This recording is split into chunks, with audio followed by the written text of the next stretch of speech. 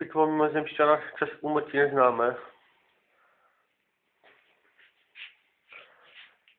No, to víte celý.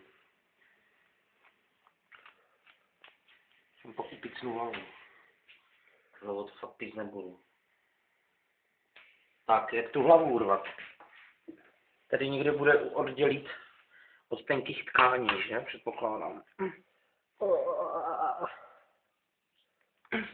Ještě dej čáučtě.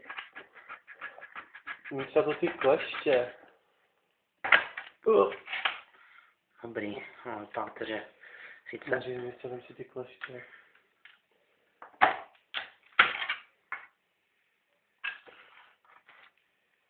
Jsi první měkký tkáně. Pak se dostaneš.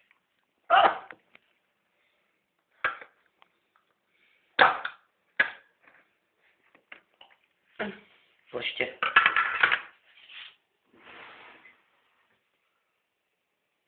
Nemám. Tam jsou. Co dá chytat.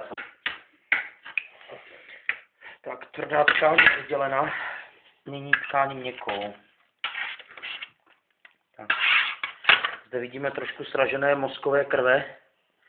Ano, a zbytek vlastně páteřního kanálu. Zde je pusa a vyplazující jazyk. Do kamery také to.